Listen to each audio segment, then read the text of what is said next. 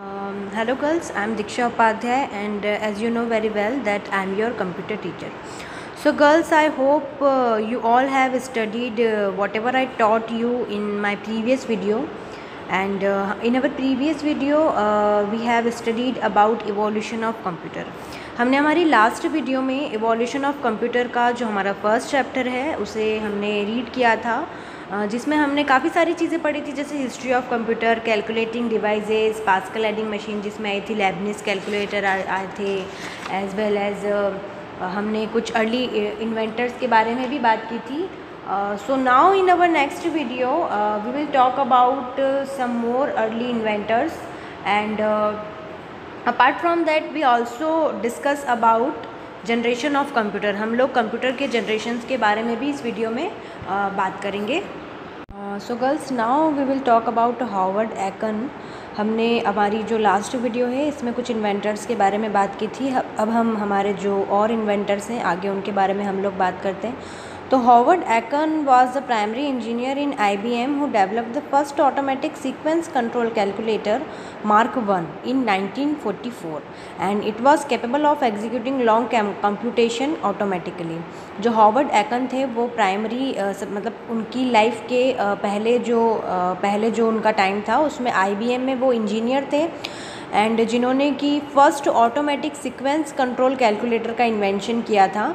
Automatic control calculator उसे कहा जाता है, और जिसका नाम था मार्क I, और इसका इन्वेंशन उन्होंने 1944 में किया था. एंड ये जो कैलकुलेटर उन्होंने इन्वेंट किया था, ये जो लॉन्ग कंप्यूटेशन होते हैं, जो लॉन्ग कैलकुलेशन होते हैं, उनको एग्जीक्यूट करने में, ऑटोमेटिकली एग्जीक्यूट करने में, ऑटोमेटिकली परफॉर्म करने में ये जो कैलकुलेटर था ये कैपेबल होता था. So girls, now we will talk about John von Neumann. Modern type of computer came into existence with John von Neumann's development of software and written in binary code. Von Neumann initiated the practice of storing data and instruction in binary code in computer's memory. He also initiated the use of memory to store data as well as program. जो हमारा computer है उसका modern time हम लोग कह सकते हैं कि कंप्यूटर के एग्जिस्टेंस में जो मॉडर्न टाइम कंप्यूटर का आया, मॉडर्न टाइप जो था एक कंप्यूटर का, वो न्यूमन्स के डेवलपमेंट से आया. क्योंकि जो जॉन वॉन न्यूमन्स थे उन्होंने क्या किया था, सॉफ्टवेयर का डेवलपमेंट किया था जो कि बाइनरी कोड में लिखे जाता था. ठीक है, बाइनरी कोड में सॉफ्टवेयर को लिखा जाता था, और न्यूमैन ने डाटा को स्टोर करने की जो प्रैक्टिस होती है और इंस्ट्रक्शंस होते हैं, वॉन न्यूमैन ने जो डाटा और इंस्ट्रक्शन को बाइनरी कोड में स्टोर करने की प्रैक्टिस वॉन न्यूमैन ने स्टार्ट करी कंप्यूटर्स की मेमोरी में. और डाटा को स्टोर करना, प्रोग्राम को स्टोर करना कंप्यूटर की मेमोरी में, ये भी वॉन न्यूमैन ने ही इनिशिएट किया. Neumann joined hand with the Presper Eckert, American electrical engineer थे जो कि, और जॉन मोशली जो कि अमेरिकन फिजिसिस्ट थे, इन अ कंसल्टिंग रोल. तो इन सब के साथ में मिलकर बाद में एक टीम बनाई, और इस टीम ने बाइनरी कोड से एडवेक को बिल्ट किया 1950 में. एडवेक का फुल फॉर्म की यदि हम बात करें तो electronic discrete variable automatic computer इसे कहा जाता है. एज वेल एज एडवेक्स का जो कंसेप्ट था प्रोग्राम्स को स्टोर करने का, पंच कार्ड में वो प्रोग्राम को स्टोर करने का जो उनका ये एक कंसेप्ट था, EDVAC concept of storing different programs on punch card पर वो प्रोग्राम को स्टोर करते थे. तो ये जो उनकी टेक्निक थी, इसने कंप्यूटर के एडवांसमेंट को लीड किया बहुत हद तक, और जिसे हम लोग सभी बहुत अच्छी तरीके से आज जानते हैं. Now we will talk about ENIAC, means electronic numerical integrator and computer.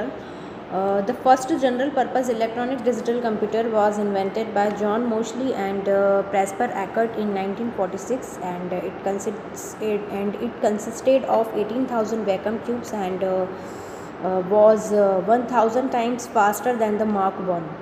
जो जनरल पर्पस था इलेक्ट्रॉनिक डिजिटल कंप्यूटर का, जिसे हम कह सकते हैं कि जो फर्स्ट जनरल पर्पस था इलेक्ट्रॉनिक कंप्यूटर का, वो सबसे फर्स्ट इन्वेंट किया गया था जॉन मोशली एंड प्रेस्पर एकर्ट के द्वारा 1946 में। इसमें क्या होता था कि 18,000 वैक्यूम ट्यूब्स को इसमें कंसिस्ट किया गया था और ये 1000 गुना ज़्यादा तेज़ काम करता था, तेज़ गुना या फिर तेज़ गति से 1000 गुना ज़्यादा तेज़ गति से ये वर्क करता था एज़ कम्पेयर टू मार्क 1। जैसे कि अभी हमने मार्क 1 की बात की थी बेटा, तो it could add 2 large number in 200 micro second, और ये 2 लार्ज नंबर को ऐड कर सकता था 200 माइक्रो सेकेंड्स में। Now we will talk about UNIVAC, universal automatic computer.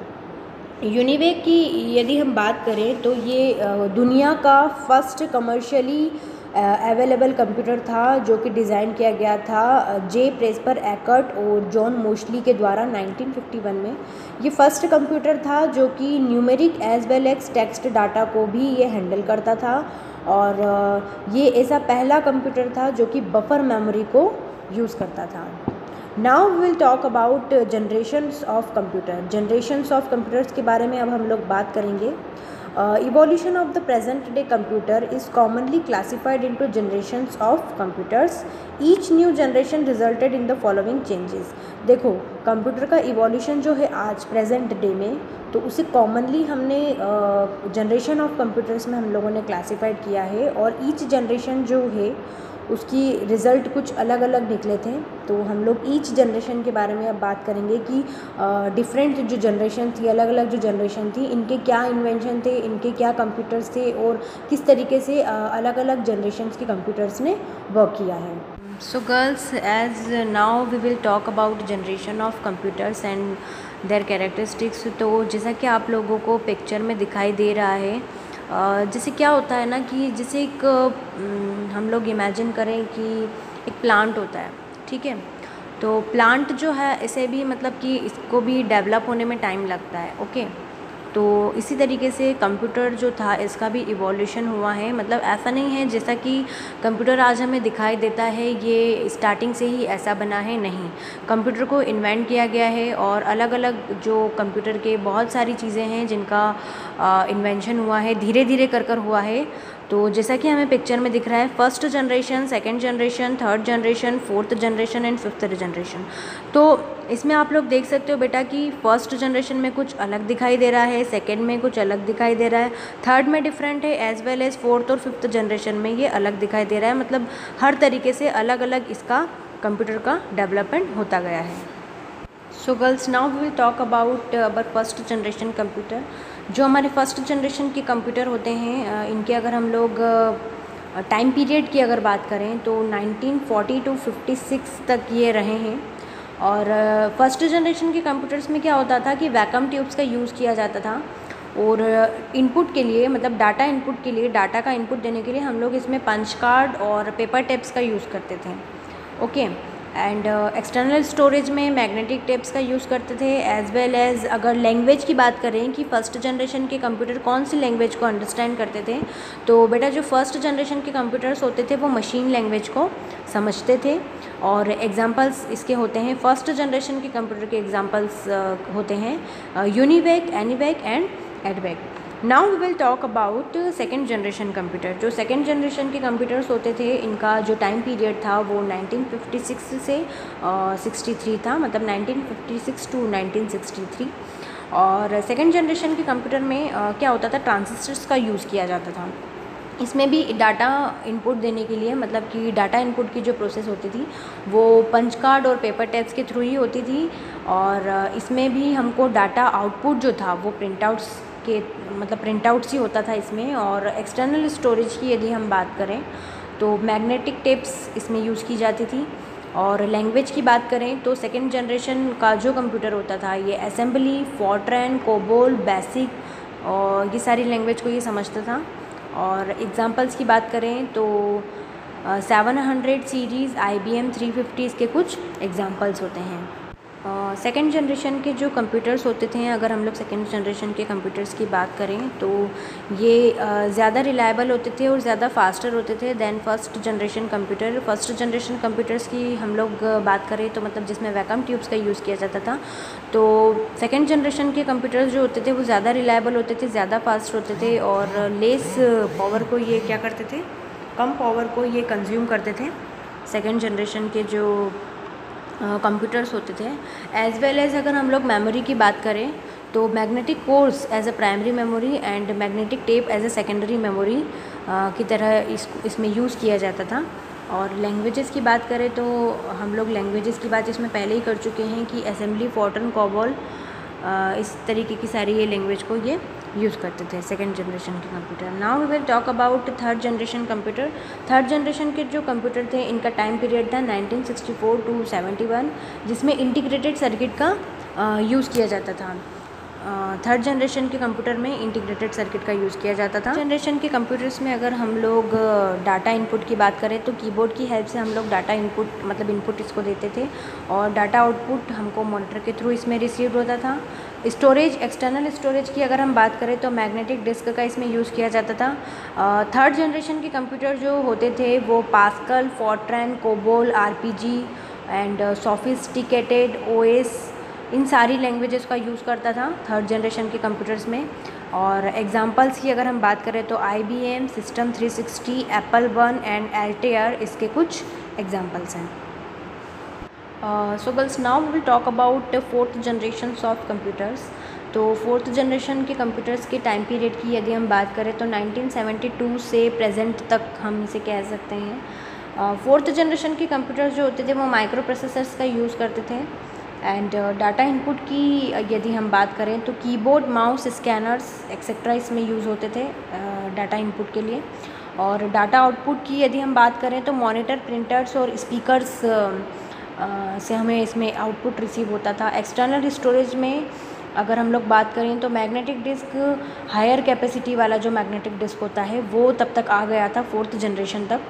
And languages, fourth generation के जो कंप्यूटर्स होते थे ये स्पेशल सॉफ्टवेयर की जो मेंटेनिंग होती है, use of special software for maintaining large database, RDBMS, C++, जो कि 1985 तक इन्वेंट हो गई थी, तो ये सारी लैंग्वेजेस को ये समझ लेते थे। और एग्जांपल्स की बात करें तो एप्पल सेकेंड, वैक्स 9000 इसके कुछ एग्जांपल हैं। Now so girls, now we will talk about our fifth generation computer. Fifth generation के कंप्यूटर की अगर हम बात करें तो first, second, third, fourth generation के जो कंप्यूटर्स थे उनके कंपैरिजन में जो फिफ्थ जनरेशन के कंप्यूटर्स थे इनमें हमें ज़्यादा स्पीड, ज़्यादा पावर और ज़्यादा नए हमें न्यू इसमें फंक्शंस मिले। और जो फिफ्थ जनरेशन के कंप्यूटर्स की अगर हम बात करें तो as compare to other generations of computer, other generation के जो कंप्यूटर्स थे उनके कंपैरिजन में फिफ्थ जनरेशन जो है उसमें बहुत ज़्यादा हद तक डेवलपमेंट हो चुका है। If we talk about fifth generation computers, तो फिफ्थ जनरेशन के जो कंप्यूटर्स होते हैं ये ह्यूमन की लैंग्वेज को रिकॉग्नाइज़ कर सकते हैं और ग्राफ्स और इमेजेस को ये रिकॉग्नाइज़ कर सकते हैं। और फिफ्थ जनरेशन के जो कंप्यूटर्स हैं ये ह्यूमन की स्पीच को रिकॉग्नाइज़ करते हैं, अंडरस्टैंड करते हैं और पैटर्न्स को ये लोग ये रिकॉग्नाइज़ करते हैं, जैसे कि फेसेस और अदर कॉम्प्लेक्स इमेजेस होती है उसे भी फिफ्थ जनरेशन के जो कंप्यूटर्स होते हैं वो इजीली अंडरस्टैंड कर सकते हैं, समझ सकते हैं। और डाटा इनपुट की अगर हम बात करें फिफ्थ जनरेशन की तो ऑप्टिकल फाइबर टेक्नोलॉजी जो होती है, जो कि आर्टिफिशियल इंटेलिजेंस को हैंडल करने की कैपेसिटी होती है। और इसमें आर्टिफिशियल इंटेलिजेंस जो होता है इसमें सोचने की कैपेसिटी होती है, ठीक है। तो आर्टिफिशियल इंटेलिजेंस का यूज़ किया जाता है फिफ्थ जनरेशन के कंप्यूटर्स में। और फिफ्थ जनरेशन के कंप्यूटर्स जो हैं इसमें बहुत हद तक डेवलपमेंट हो चुका था और बहुत हद तक इसमें पावर की बात की जाए, फंक्शंस की बात की जाए, तो स्पीड की बात की जाए तो ये जो हमारे फोर्थ जनरेशन, जो हमने 4 जनरेशन्स पढ़ी हैं उनके कंपैरिजन में बहुत ज़्यादा हम लोग डेवलपमेंट इसमें कर चुके हैं। सो गर्ल्स, यहीं पे जो आज हमारा ये चैप्टर था इवोल्यूशन ऑफ कंप्यूटर्स ये फिनिश हो गया है। एंड आई होप कि आप सभी को ये जो चैप्टर है ये बहुत अच्छे से समझ में आया होगा। नाउ हम लोगों ने इस चैप्टर में हिस्ट्री पढ़ी, कंप्यूटर की history of computer and calculating devices पढ़े, और एज़ वेल एज़ हमने इसमें कुछ इन्वेंटर्स के बारे में पढ़ा, एंड देन हमने इसमें जनरेशन्स पढ़ी कि कंप्यूटर्स की क्या क्या जनरेशन्स हैं, किस तरीके से कंप्यूटर का इवोल्यूशन हुआ है, किस तरीके से कंप्यूटर का डेवलपमेंट हुआ है। तो गर्ल्स आई होप कि आप सभी को समझ में आया होगा। तब तक आप सभी ये जो चैप्टर मैंने आपको पढ़ाया है तो वीडियोस की हेल्प से आप इस चैप्टर का रिवीजन कीजिए, और इन आवर नेक्स्ट वीडियो मैं आप लोगों को सेंड करूँगी। हमारी जो नेक्स्ट वीडियो है उसमें मैं आप लोगों को जो ये चैप्टर है इसके मिसलेनियस जो भी मल्टीपल चॉइस क्वेश्चंस हैं और fill in the blanks, true false and answer, जो क्वेश्चंस के जो आंसर है वो सब मैं आपको इस चैप्टर के सेंड करूँगी। नेक्स्ट वीडियो के साथ मैं आपको एक PDF सेंड करूँगी। तब तक आप सभी इस चैप्टर का रिवाइज़ कीजिए और अच्छे से समझिए इस वीडियो को बार बार देखकर, एंड तब तक के लिए stay safe and stay home.